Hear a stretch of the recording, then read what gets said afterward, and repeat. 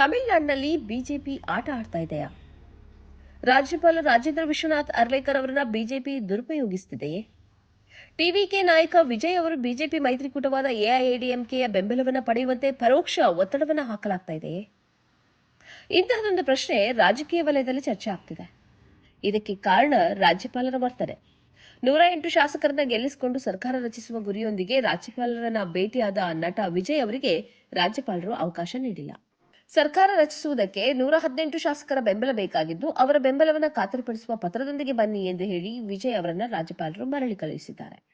ವಿಜಯ್ಗೆ ಅಗತ್ಯ ಇರೋದು ಇನ್ನು 10 ಶಾಸಕರ ಬೆಂಬಲ. ಅವರಲ್ಲಿ 5 ಶಾಸಕರನ್ನ ಹೊಂದಿರುವ ಕಾಂಗ್ರೆಸ್ ಈಗಾಗಲೇ ವಿಜಯ್ಗೆ ಬೆಂಬಲ ಸಾರಿದೆ. ಇನ್ನು ಬೇಕಿರುವುದು ಕೇವಲ 5 ಶಾಸಕರ ಬೆಂಬಲ ಮಾತ್ರ. ಒಂದು ರೀತಿಯಲ್ಲಿ 113 ಶಾಸಕರ ಬಲವನ್ನು ಹೊಂದಿರುವ ವಿಜಯ್ ರಾಜ್ಯಪಾಲರನ್ನು ಭೇಟಿಯಾದಾಗ ರಾಜ್ಯಪಾಲರು ಹೀಗೇಕೆ ನಡೆದುಕೊಂಡ್ರು ಎಂಬ ಪ್ರಶ್ನೆ ಈಗ ಉದ್ಭವವಾಗಿದೆ. ತಮಿಳುನಾಡಿನಲ್ಲಿ ವಿಜಯ್ ಬಿಟ್ಟು ಉಳಿದ ಯಾವ ಪಕ್ಷಗಳು ಸರ್ಕಾರ ರಚಿಸುವ ಉತ್ಸಾಹ ತೋರಿಲ್ಲ. ಹೀಗಿರುವಾಗ ವಿಜಯ್ ಅವರ ಕೋರಿಕೆಯನ್ನು ಮನ್ನಿಸಿ ಸರ್ಕಾರ ರಚಿಸುವಂತೆ ರಾಜ್ಯಪಾಲರು ಸೂಚಿಸಬೇಕಿತ್ತು. ಇಷ್ಟು ದಿನಗಳೊಳಗೆ ಬಹುಮತವನ್ನು ಸಾಬೀತುಪಡಿಸಿ ಎಂದು ಅವರಿಗೆ ಸೂಚನೆ ನೀಡಬೇಕಿತ್ತು. ಸಾಮಾನ್ಯವಾಗಿ ಇಂಥ ಸಮಯದಲ್ಲಿ ರಾಜ್ಯಪಾಲರು ನಡೆದುಕೊಳ್ಳುವುದು ಹೀಗೆಯೇ. ಆದರೆ ತಮಿಳುನಾಡಿನ ರಾಜ್ಯಪಾಲರು 118 ಶಾಸಕರ ಸಹಿಯೊಂದಿಗೆ ಬನ್ನಿ ಎಂದು ಮರಳಿ ಕಳಿಸಿರುವುದು ಅಚ್ಚರಿಗೆ ಕಾರಣವಾಗಿದೆ.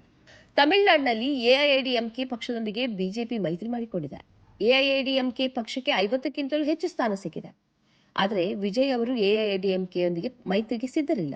ಆದ್ದರಿಂದ ರಾಜ್ಯಪಾಲರ ಮೂಲಕ ಬಿಜೆಪಿ ಆಟ ಆಡ್ತಾ ಇದೆಯೇ ಎಂಬ ಪ್ರಶ್ನೆ ಎದುರಾಗಿದೆ. ಎಐಎಡಿಎಂಕೆಯೊಂದಿಗೆ ಮೈತ್ರಿ ಮಾಡಿಕೊಳ್ಳುವಂತೆ ಒತ್ತಡ ಹೇರುವ ತಂತ್ರದ ಭಾಗವಾಗಿ ರಾಜ್ಯಪಾಲರು ವಿಜಯ್ ಅವರನ್ನ ಹಿಂದಕ್ಕೆ ಕಳುಹಿಸಿದ್ದಾರೆ ಎಂಬ ಚರ್ಚೆ ಶುರುವಾಗಿದೆ. ವಿಜಯ್ ಈಗ ಮೈತ್ರಿ ಮಾಡಿಕೊಂಡ್ರೆ ಮುಂದೊಂದು ದಿನ ವಿಜಯ್ ಅವರ ಪಕ್ಷದ ವರ್ಚಸ್ಸನ್ನ ತಗ್ಗಿಸಿ ಅಧಿಕಾರಕ್ಕೆ ಏರುವ ಕನಸು ಬಿಜೆಪಿಯದ್ದು ಎಂಬ ಅಭಿಪ್ರಾಯ ಇದೆ.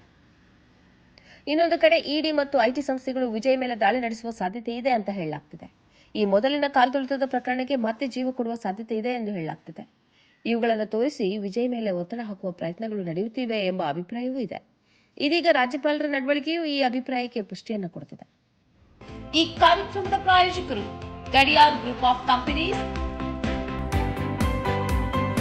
Specialised in piling and shoring, engineering consultancy, fire fighting, steel structures, real estate.